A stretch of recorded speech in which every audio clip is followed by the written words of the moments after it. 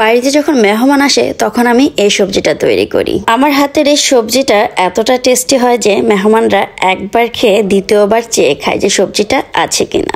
আর এখন শীতকাল, বাজারে প্রচুর সবজি পাওয়া যায়। আপনারা একবার হলো এভাবে সবজিটা রান্না করে দেখবেন, তাহলে বুঝতে পারবেন সবজিটা কতটা মজার। সবজির তরকারিটা রান্না করার জন্য এখানে আমি ফুলকপি, বাঁধাকপি, সিম, শালগম, পেঁপে, ক্যাপসিকাম, মিষ্টি কুমড়া, গাজর, মূলা, ভুট্টা, বরবটি, বেগুন এবং পেঁয়াজ পাতা নিয়েছি।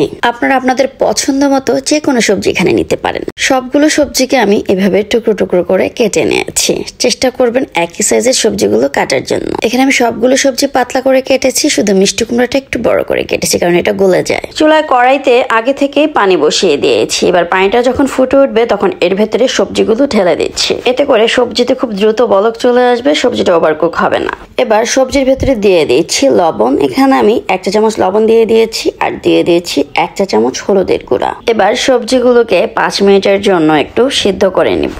সবজিটা সিদ্ধ করার কারণ হচ্ছে সবজির ভেতরে যে এক্সট্রা কষ আছে ওই কষটা বের হয়ে যাবে।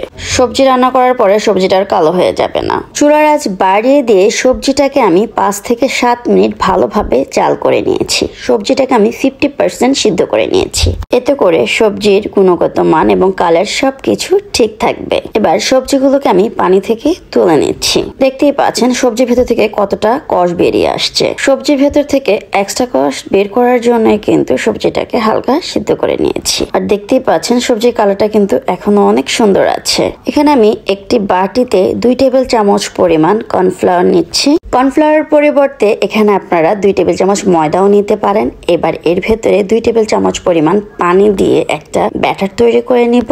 এই ব্যাটারটা আমার সবজি রান্নায় কাজে লাগবে, এটাকে এক সাইডে রেখে দিচ্ছি। এবার রান্নায় চলে যাচ্ছি। কড়াইতে আমি 3 টেবিল চামচ পরিমাণ রান্নার তেল দিয়েছি, 1 চা চামচ জিরা দিয়ে দিয়েছি আর 1 চা চামচ দিয়ে দিয়েছি 5 ফোড়ন। 5 ফোড়নটা কিন্তু অবশ্যই সবজিতে দিতে হবে যদি সবজির আসল টেস্টটা পেতে চান। এই সময় চুলা রাসটা কিন্তু বাড়ানো যাবে না, চুলা রাসটাকে মিডিয়াম টু লোয়ে রাখতে হবে। আমি কিছু মশলা দিয়ে দিচ্ছি তেজপাতা, 2টা দারচিনি আর 3টা এলাচ। এলাচের মুখটা আমি চিড়ে দিয়েছি। এই মশলাগুলোকে তেলের মধ্যে হালকা ভেজে নিব। যখন মশলা থেকে সুন্দর একটা গ্রান আসবে তখন বুঝতে হবে যে মশলাটা ভাজা হয়ে গেছে। চুলা বাড়িয়ে দিয়ে মশলাগুলো ভাজবেন না, তাহলে কিন্তু 5 ফোড়নটা পুড়ে যাবে। এবার এর ভেতরে দিয়ে দিচ্ছি পেঁয়াজ 1 কাপ। পেঁয়াজের পরিমাণটা একটু বেশি দিবেন। আর দিয়ে দিচ্ছি কাঁচামরিচ। আপনারা সবজিতে কতটুকু ঝাল খাবেন ওই অনুযায়ী কিন্তু কাঁচামরিচটা দিয়ে দিবেন। এখানে আমি কাঁচামরিচটাকে চিড়ে দিয়েছি, 2 টুকরো করে দিয়েছি। আপনারা ঝাল কম খেলে শুধু হালকা মুখটা একটু চিড়ে দিতে পারেন। এবার পেঁয়াজটাকে ভালোভাবে ভেজে নেব, মানে হালকা বাদামি করে পেঁয়াজটাকে ভেজে নিতে হবে। পেঁয়াজটা ভালো করে ভাজা হলে কিন্তু সবজির ফ্লেভারটা দারুণ আসবে, তাই একটু ধৈর্য ধরে পেঁয়াজটাকে সুন্দরভাবে কালার করে ভেজে নিতে হবে। পেঁয়াজের মধ্যে যখন হালকা ব্রাউন কালার চলে আসবে তখন এর ভেতরে দিয়ে দিতে হবে আদা রসুনের পেস্ট। এখানে আমি 1.5 চা চামচ আদা রসুনের পেস্ট দিয়েছি।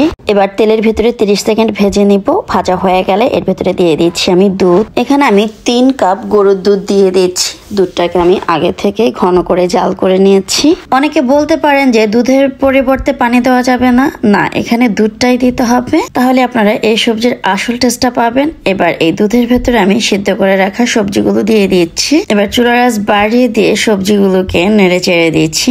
এই পর্যায়ের ভেতরে দিয়ে দিচ্ছি স্বাদ মতো লবণ, দিয়ে দিচ্ছি 1 চা চামচ সয়া সস আর দিয়ে দিয়েছি 1 চা চামচ চিনি। চিনিটা দিলে সবজির স্বাদটা কিন্তু দ্বিগুণ হয়ে যায়। অবশ্যই কিন্তু 1 চা চামচ চিনি দিবেন, এর বেশি দেওয়ার দরকার নেই, তাহলে বেশি মিষ্টি হয়ে যাবে। আমি যে পরিমাণ চিনি দিয়েছি এতে করে সবজিটা কিন্তু হালকা মিষ্টি হবে, ওটা অতটা বোঝা যাবে না। সবজিটাকে আমি 5 মিনিট জাল করে নিয়েছি। এর ভেতরে কিন্তু সবজির ভেতরে সুন্দরভাবে লবণ ঢুকে গেছে। আর দেখতেই পাচ্ছেন লবণ ঢোকার কারণে কিন্তু সবজিগুলো আগের থেকে অনেকটা নরম হয়ে গেছে। এর বেশি সবজিটাকে চুলায় রাখবো না। এবার এর ভেতরে দিয়ে দিচ্ছি কর্নফ্লাওয়ার। আপনারা কর্নফ্লাওয়ার পরিবর্তে এখানে ময়দার পানিও গুলিয়ে দিতে পারেন, এতে করে সবজিটা আঠালো হবে। এই পর্যায়ে কিন্তু অনবরত নেড়ে চেড়ে দিতে হবে, তা না হলে কিন্তু কর্নফ্লাওয়ারটা জায়গায় জায়গায় দলা পেকে থাকতে পারে। এই সময় নাড়াচাড়া বন্ধ করা যাবে না। কর্নফ্লাওয়ার দিয়ে 1 মিনিট নাড়াচাড়া করেছি। দেখতেই পাচ্ছেন সবজিটা একদম আঠালো আর ঘন হয়ে গেছে। এবার চুলা থেকে নামিয়ে নিব। তবে নামানোর আগে এর ভেতরে দিয়ে দিব খাঁটি গাওয়া ঘি। এখনই কিন্তু সবজি থেকে দারুণ একটা ফ্লেভার বের হয়েছে। আর তার উপরে দিয়ে দিচ্ছি খাঁটি গাওয়া ঘি। পুরো ঘর পুরো মৌ মৌ করছে গ্রানে। একবার হলো এই পদ্ধতিতে আপনারা সবজিটা রান্না করে দেখবেন, এতটা মজার হয়, আপনি যাকে খাওয়াবেন সে আপনার এই সবজির টেস্ট কখনোই ভুলবে না। এবার চুলা রেখে বেশি নাড়াচাড়া করা যাবে না, তাহলে কিন্তু ঘিয়ের গ্রানটা চলে যাবে। এবার চুলা থেকে নামিয়ে নিচ্ছি। বাসায় মেহমান আসলে অথবা স্পেশাল কোনো দিনে এইভাবে সবজিটা রান্না করে দেখবেন, খুবই টেস্ট হয়। আপনারা পরোটা, রুটি, ভাত, পোলাও সবকিছুর সাথে এটা খেতে পারবেন। এই সবজিটা সবকিছুর সাথে খেতে অনেক ভালো লাগে। তাছাড়া এই সবজিটা শুধু শুধু খেতেও কিন্তু ভীষণ মজার হয়। আশা করছি রেসিপিটি আপনাদের ভালো লেগেছে। ভালো লেগে থাকলে অবশ্যই একটা লাইক দিয়ে দিবেন। আজ এ পর্যন্তই, আবারও চলে আসবো নতুন কোনো রেসিপি নিয়ে। সে পর্যন্ত সবাই ভালো থাকবেন, সুস্থ থাকবেন। আল্লাহ হাফেজ।